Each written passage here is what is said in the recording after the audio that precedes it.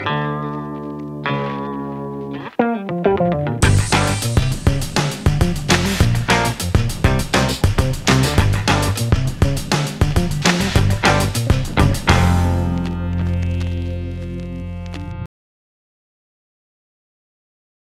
we're solving problem 28. In this problem, we're given a square grid with numbers placed in a spiral formation. So we start with 1 and we move like this. They want us to find the sum of the numbers on the diagonals. Here they're marked in red.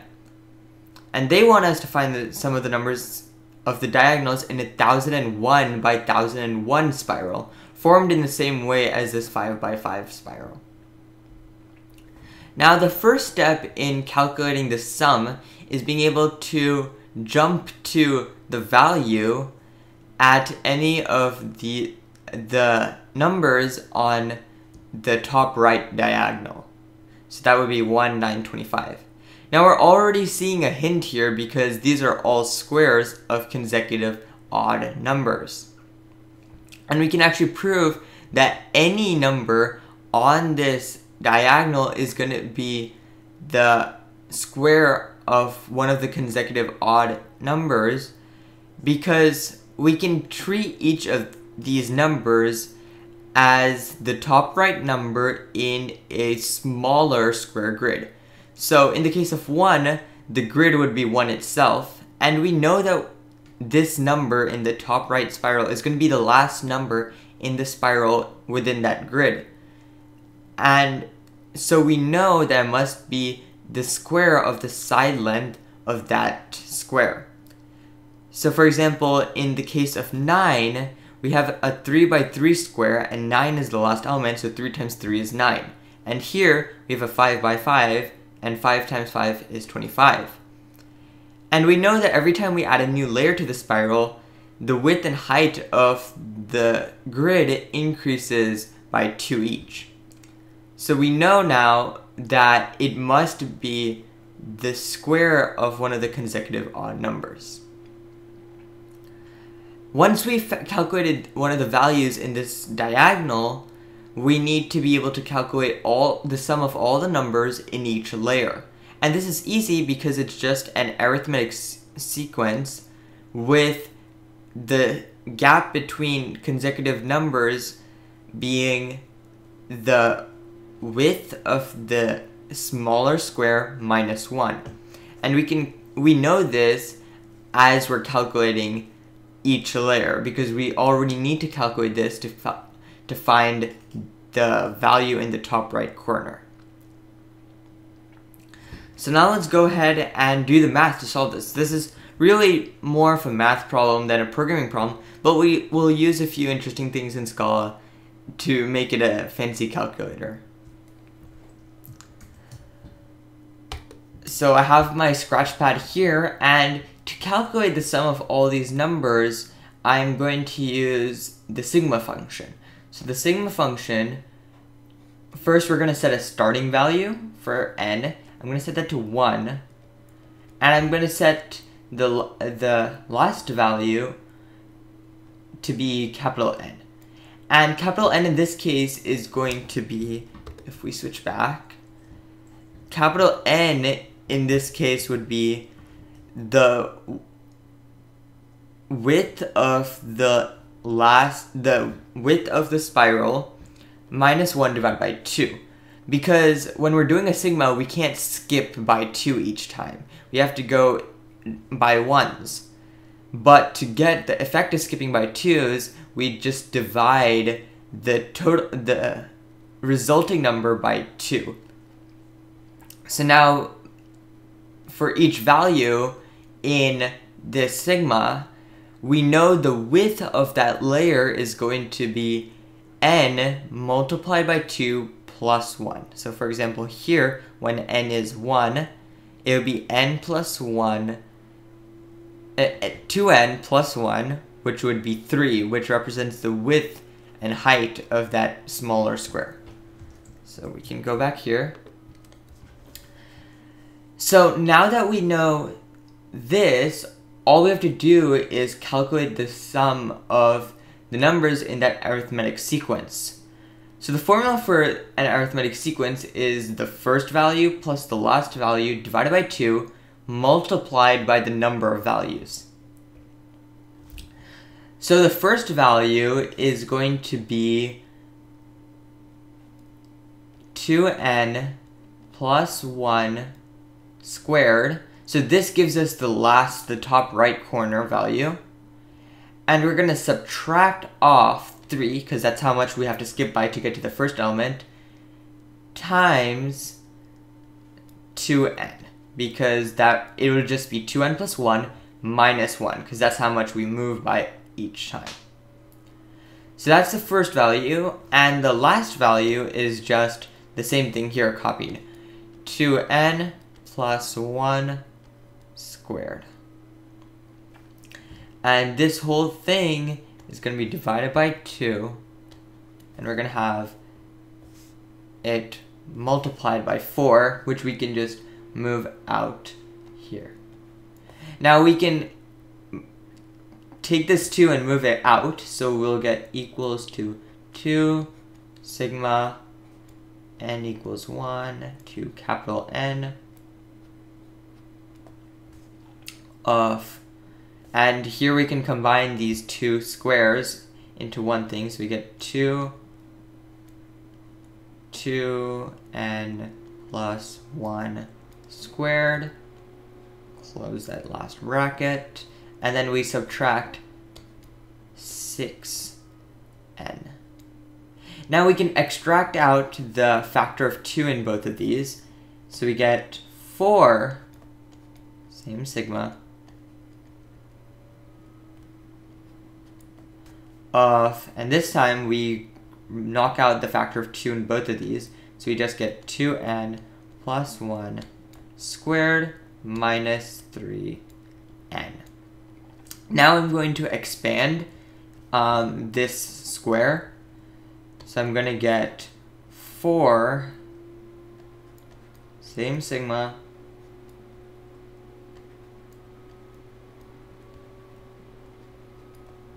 and this is going to be 4n squared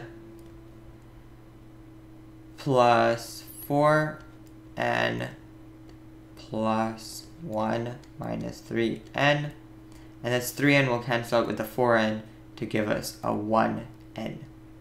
Now we can move out these separate additions into separate sigmas, and while we're doing that, we can actually extract out the factors. So here, when we have 4 sigma of 4n squared, we can move out the 4 and get 16 sigma n equals to 1 to n of n squared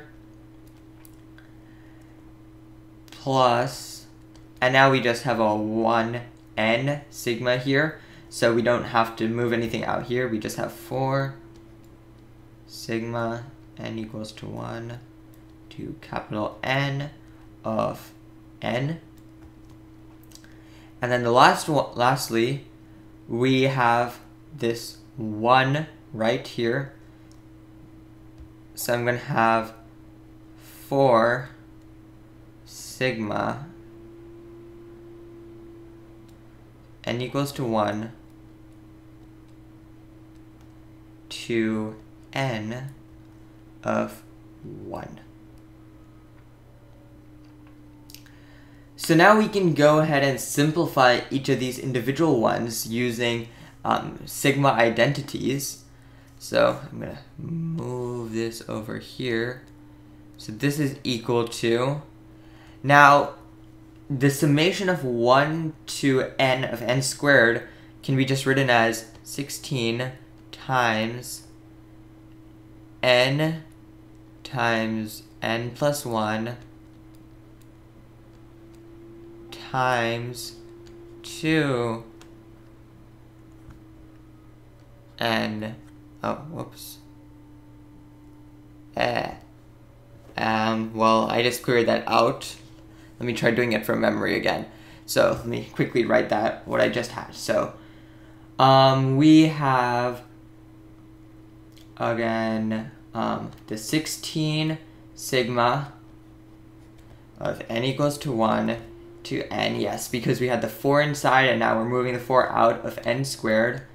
Now the second one we had a 1 factor and 4 outside, so we just have plus 4. Maybe that clear wasn't so bad after all. Now we have a lot more space. N equals to 1 to n of n plus a 4 sigma of n equals to 1 to n of 1. Okay, so now we have more space here, so now I can draw without having to worry about clearing it out again. Now we simplify this. N is 1 to n of n squared can be written as 16 times n plus 1, and then times 2n plus 1 divided by 6, and then plus 4 times, and for the sigma involving just n, we have n times n plus 1 divided by 2. And lastly, we just have 1, so this is just going to be plus 4n. And that's our formula. Now let's code it up. So I'm going to go ahead and switch over to IntelliJ. I can bring this back temporarily. So what we first want to do is implement functions that give us these values. So for example, n squared sum, n sum, and 1 sum. Or we don't need 1 sum, but just n squared sum and n sum.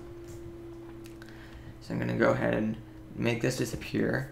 So def n squared sum takes n of type int, and this is going to return n times n plus 1 times 2n plus 1. I need to do 2 times n plus 1, and we're going to have this whole thing divided by 6.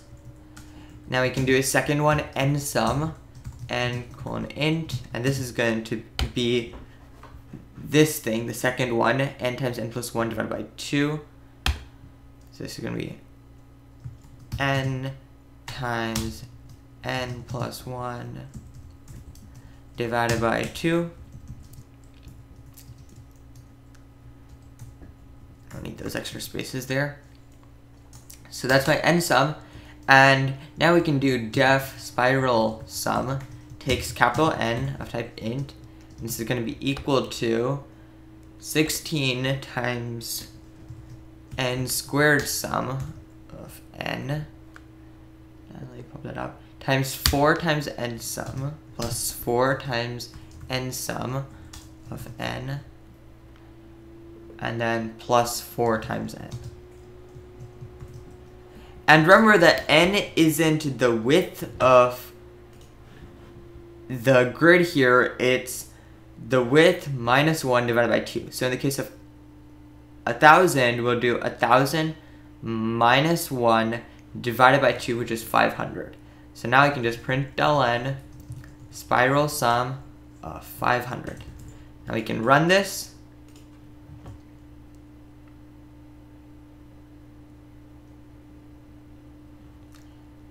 And one thing I forgot here is that these spiral sums only count the layers starting from the one where the width is 3. We're not counting this one because there's no arithmetic series when it's just 1. So we have one last thing. At the end, we need to add 1. And now we have our answer, 669171001. So that's it for problem 28. I'll see you next time when we solve problem 29.